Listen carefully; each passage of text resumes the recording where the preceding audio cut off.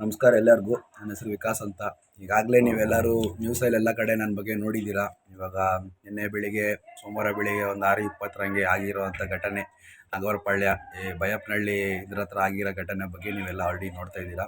ಇವಾಗ ಈ ವಿಡಿಯೋ ಏನಕ್ಕೆ ರೆಕಾರ್ಡ್ ಮಾಡ್ತಾ ಇದ್ದೀನಿ ಅಂತ ಅಂದರೆ, ನನಗೆ ಇವಾಗ ಫಸ್ಟ್ ಆಫ್ ಆಲ್ ನಾನು ಥ್ಯಾಂಕ್ಸ್ ಹೇಳೋಕ್ಕೆ ಫಸ್ಟ್ ಆಫ್ ಆಲ್ ಈ ವಿಡಿಯೋ ರೆಕಾರ್ಡ್ ಮಾಡ್ತಾ ಇರೋದು ಎಲ್ಲ ಕನ್ನಡ ಮೀಡಿಯಾಗೆ, ಎಲ್ಲ ಕನ್ನಡ ಪರ ಸಂಘಟನೆಗಳಿಗೂ ಥ್ಯಾಂಕ್ಸ್ ಹೇಳ್ತಾ ಇದ್ದೀನಿ ನಾನು. ಐ ಆಮ್ ಸಾರಿ, ನಾನು ಮಾತಾಡ್ತಿರೋದು ಸ್ವಲ್ಪ ಸ್ಪಷ್ಟ ಇಲ್ಲ ಅಂದರೆ ಅಡ್ಜಸ್ಟ್ ಮಾಡ್ಕೊಳ್ಳಿ. ನನಗಾಗಿರೋ ಇಂಜುರಿಯಿಂದ ನನಗೆ ಬಾಯಿ ಮೂಮೆಂಟ್ ಸರಿ ಮಾಡೋಕ್ಕಾಗ್ತಿಲ್ಲ. ಹಂಗಾಗಿ ನಾನು ಸರಿ ಸ್ಪಷ್ಟವಾಗಿ ಕೆಲವೊಂದು ಪದಗಳು ಬಂದಿರೋದ್ರೆ ಕ್ಷಮಿಸಿ. ಸೊ ಫಸ್ಟ್ ಆಫ್ ಆಲ್ ನಾನು ಅಡ್ವೊಕೇಟ್ ಅಜಯ್ ಕುಮಾರ್ ಅವ್ರಿಗೆ ಧನ್ಯವಾದ ಹೇಳ್ತೀನಿ.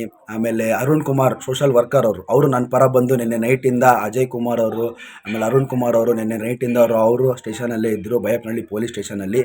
ಆಮೇಲೆ ನಾರಾಯಣ್ ಗೌಡ ಅವರು, ಆಮೇಲೆ ಅಶ್ವಿನಿ ಗೌಡ ಅವರಿಗೆ ಎಲ್ಲ ತುಂಬ ಧನ್ಯವಾದಗಳು ಹೇಳ್ತೀನಿ. ಎಲ್ಲ ಕನ್ನಡ ಸಂಘಗಳಿಗೆ ಆಮೇಲೆ ಎಲ್ಲ ಮೀಡಿಯಾಗಳಿಗೂ ತುಂಬ ಧನ್ಯವಾದಗಳು ಹೇಳ್ತೀನಿ.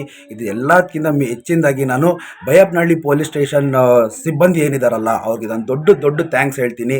ನಂಗೆ ನಿಜ ಹೇಳ್ಬೇಕಂದ್ರೆ ನನ್ನನ್ನು ಅವರು ತುಂಬ ಚೆನ್ನಾಗಿ ನೋಡ್ಕೊಂಡಿದ್ದಾರೆ. ಅವರು ನನ್ನ ಮೇಲೆ ಯಾವುದೇ ಇದಾಗಲಿ ನಾನು ತುಂಬ ಚೆನ್ನಾಗಿ ನೋಡ್ಕೊಂಡಿದ್ದಾರೆ. ಅವರು ಒಬ್ಬ ವಿಕ್ಟಿಮ್ ಯಾವ ಸ್ಥಿತಿಯಲ್ಲಿದ್ದಾಗ ಹೆಂಗೆ ನೋಡ್ಕೋಬೇಕು ಹಂಗೆ ನೋಡ್ಕೊಂಡಿದ್ದಾರೆ.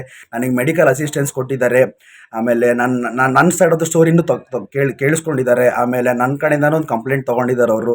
ಸೊ ಬೈಯಪ್ಪನಹಳ್ಳಿ ಪೊಲೀಸ್ ಸ್ಟೇಷನ್ ಸಿಬ್ಬಂದಿಗಳಿಗೆ ನಾನು ದೊಡ್ಡ ತುಂಬ ಥ್ಯಾಂಕ್ಸ್ ಹೇಳ್ತೀನಿ ನಾನು. ಆಮೇಲೆ ಮಾನ್ಯ ಮುಖ್ಯಮಂತ್ರಿ ಸಿದ್ದರಾಮಯ್ಯ ಅವರು ಇದಕ್ಕೆ ಸ್ಪಂದನೆ ಕೊಟ್ಟಿರೋದಕ್ಕೂ ನಾನು ತುಂಬ ಖುಷಿ ಆಗ್ತಾಯಿದೆ. ನಾನು ಸದ್ಯಕ್ಕೆ ಇವಾಗ ನಾನು ಏನು ಹೇಳ್ಬೇಕಂದ್ರೆ ನನ್ನ ಕೆಲ್ಸಕ್ಕೆ ತುಂಬ ಎಫೆಕ್ಟ್ ಆಗಿದೆ. ನನ್ನ ತಂದೆಯವರು 2 ವರ್ಷದಿಂದ ತೀರ್ಕೊಂಡಿರೋದು, ನನ್ನ ತಾಯಿ ಇಬ್ಬರೇ ಇರೋದು. ಸೊ ನನ್ನ ಕೆಲಸ ಮಾಡಿ ನನ್ನ ತಾಯಿ ನೋಡ್ಕೊತಿದ್ದೆ. ಇವಾಗ ಕೆಲಸಕ್ಕೂ ಎಫೆಕ್ಟ್ ಆಗಿದೆ. ನಾನು ಇದನ್ನು ಇಲ್ಲಿಗೆ ಬಿಡಲ್ಲ. ನಾನು ಸ್ವಲ್ಪ ಫಿಸಿಕಲಿ ಸ್ವಲ್ಪ ಸ್ಟ್ರೈನ್ ಆಗಿ ಮೆಂಟಲಿ ಸ್ಟ್ರೆಸ್ ಆಗಿರೋದ್ರಿಂದ ನಾನು ಒಂದು ದಿನ ರೆಸ್ಟ್ ಬೇಕನ್ನಿಸ್ತಾ ಇದೆ.